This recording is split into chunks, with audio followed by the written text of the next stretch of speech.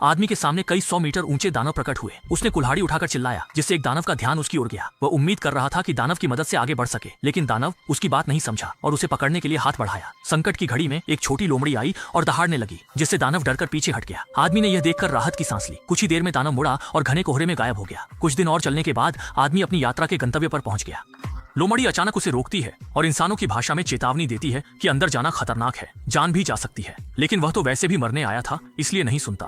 पुराने दुश्मनों को देखकर उसे अंत का एहसास होता है। पेड़ मानव धीरे धीरे विशाल कुल्हाड़ी उठाता है सिर काटने के लिए, लेकिन वह अनजाने में बच जाता है, जिससे पेड़ मानव गुस्से में आ जाता है। आदमी कहता है कि वह तैयार है, लेकिन जब कुल्हाड़ी फिर गिरती है तो वह लुढ़कते पुढ़कते भाग जाता है और पूरी रात जागते हुए राज्य लौट आता है। सबको लगा उसने वादा निभाया और सुरक्षित लौटा। राजा ने सिंहासन दे दिया। फिर उसने सुंदर और धनी महिला से शादी की और जीवन की ऊंचाइयों पर पहुंच गया। लेकिन देश में युद्ध जारी रहे, उसके कई बच्चे मर गए और जनता की नफरत सहनी पड़ी। जब दुश्मनों ने किले पर हमला किया और देश के विनाश का समय आया, उसने आत्महत्या का निर्णय लिया। लेकिन अगले ही पल वह फिर से वृक्ष मानव के सामने था। असल में सब सपना था और अब वह सच में तैयार था। लेकिन इस बार वृक्ष मानव ने कुछ नहीं किया, बस उंगली से उसके गले पर रेखा खींच दी।